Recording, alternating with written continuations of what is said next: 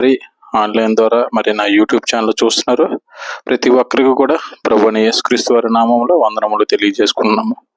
అయితే స్వయంగా మన ప్రభువైన యేసుక్రీస్తు వారు యోహాను సువార్త 5:24 తెలియజేసిన మాట ఏంటంటే, నా మాట విని నన్ను పంపిన వాని యందు విశ్వాసించు ప్రతివాడు నిత్య జీవం గలవాడు, వాడు తీర్పులోనికి రాక మరణంలో నుండి జీవంలోకి దాటి ఉన్నాడని మీతో నిశ్చయంగా చెప్పుచున్నానని ప్రభువైన యేసుక్రీస్తు వారు తెలియజెప్పడం జరిగిందనమాట.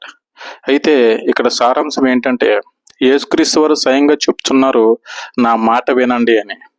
అంత మాత్రం కాకుండా తండ్రి అయిన యెహోవా దేవుని యందు విశ్వాసం ఉంచమని చెప్తున్నారు. సో ఆ విధంగా మనం యేసుక్రీస్తు వారు మాట విని తండ్రి అయిన యెహోవా దేవుడి మీద విశ్వాసం ఉంచినట్లయితే గనక మనం నిత్య జీవం గలవారం అవుతామని, తీర్పులోనికి రాక మరణంలో నుండి జీవంలోనికి మనం దాటి ఉంటామని చెప్పి లేఖనాలు తెలియజేస్తున్నాయి. అయితే ఇక్కడ యేసుక్రీస్తు వారు చెప్పిన మాట వినమని చెప్తున్నారు.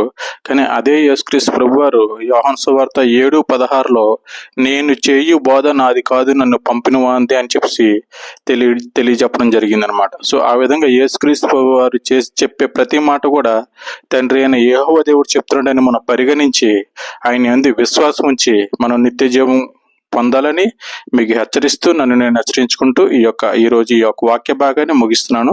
ప్రతి ఒక్కరికి కూడా ప్రభువైన యేసుక్రీస్తు వారి నామములో మరి ఒకసారి వందనములు తెలియజేసుకుంటున్నాము.